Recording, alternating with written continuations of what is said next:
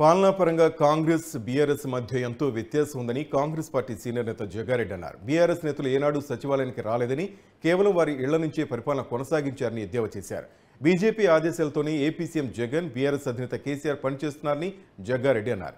ఈ ప్రభుత్వం ఉండదని పారిశ్రామికవేత్తలను కేటీఆర్, హరీష్ రావు భయపెడుతున్నారని, తెలంగాణ అభివృద్ధి చెందొద్దని కేసీఆర్, జగన్ కుట్రలు చేస్తున్నారని ఆరోపించారు. వారి ఎత్తుగడను తిప్పికొడతామని జగ్గారెడ్డి అన్నారు. కాంగ్రెస్లో చేరేందుకు 20 మంది బీఆర్ఎస్ ఎమ్మెల్యేలు రెడీగా ఉన్నారని జగ్గారెడ్డి అన్నారు. జూపల్లి కృష్ణారావు గారు కానివ్వండి, మా మంత్రులు ఎవరైతే ఉన్నారో వాళ్ళందరూ కూడా రెగ్యులర్గా సెక్రటరియట్లో వాళ్ళ శాఖలో వాళ్ళ ఛాంబర్లో కూర్చొని రివ్యూస్ జరుగుతున్నాయి. ప్రజలు వస్తున్నా కూడా వాళ్ళ దరఖాస్తులు తీసుకొని ఇలాంటి పరిపాలన జరుగుతున్నది.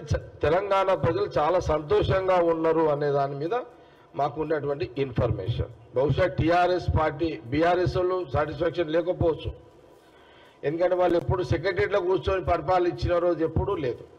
ముఖ్యమంత్రికి ఆ రోజు ఉన్న ముఖ్యమంత్రికి సెక్రటరీలో కూర్చోలేకపోయాడు.